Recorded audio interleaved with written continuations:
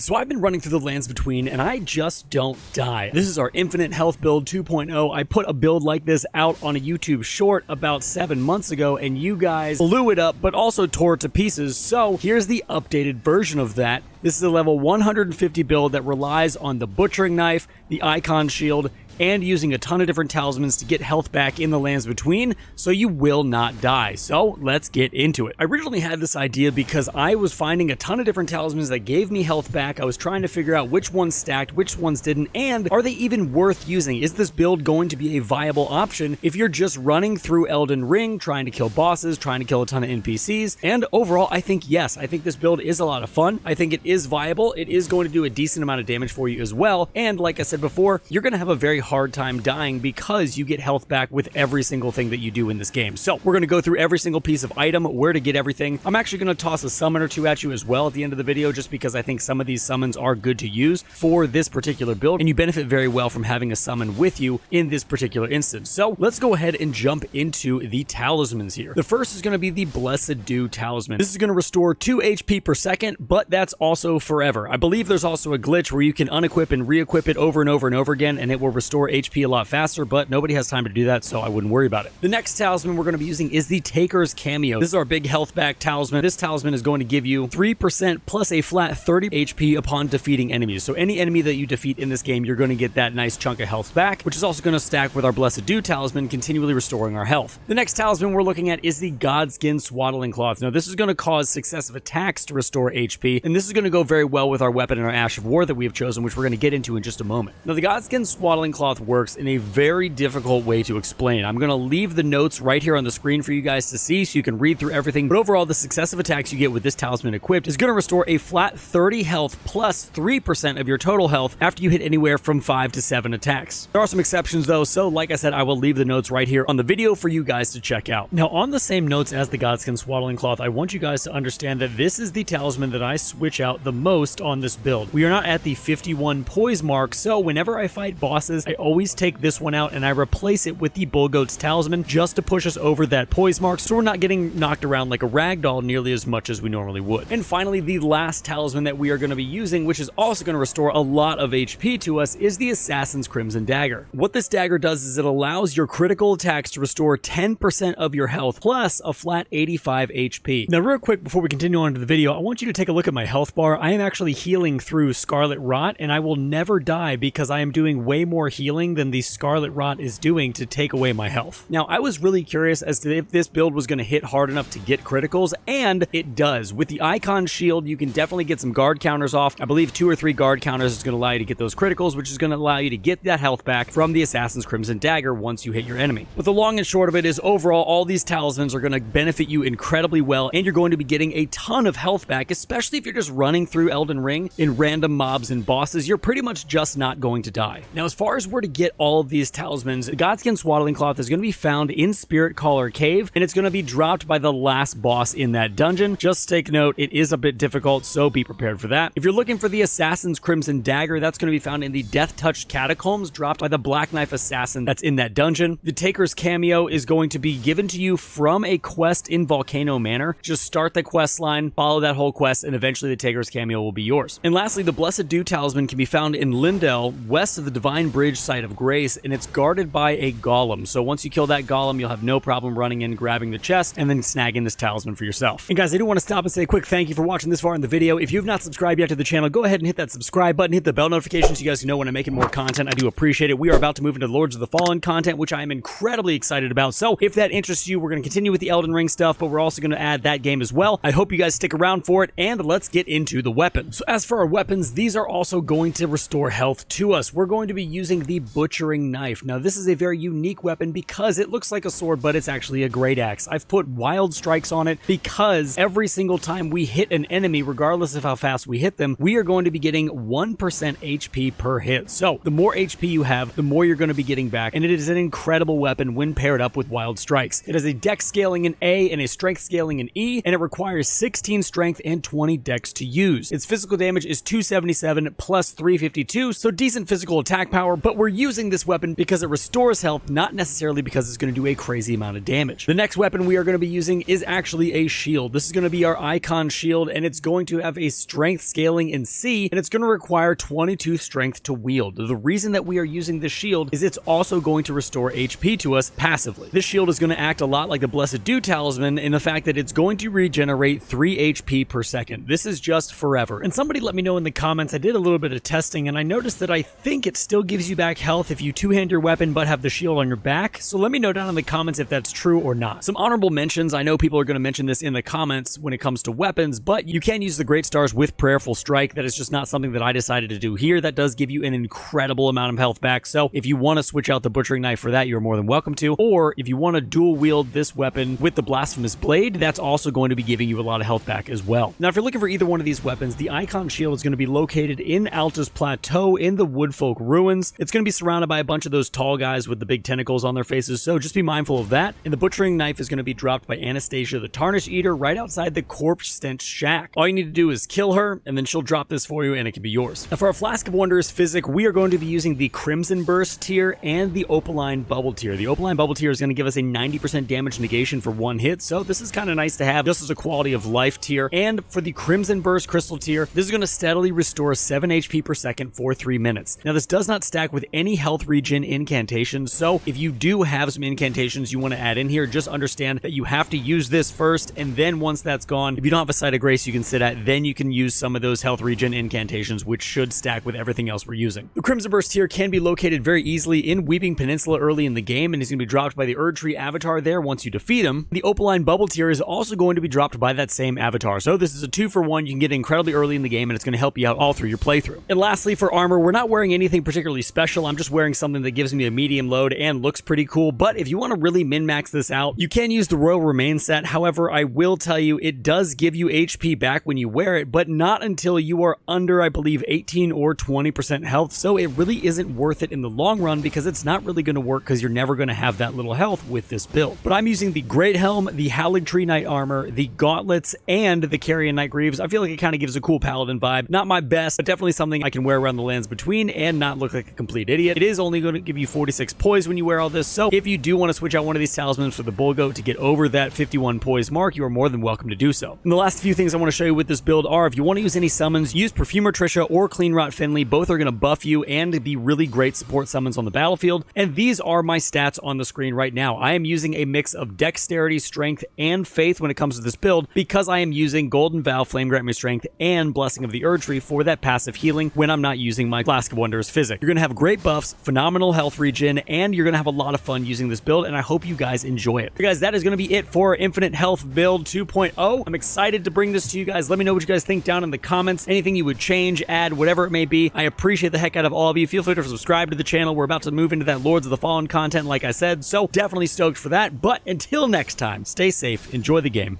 and I'll see you in the next one.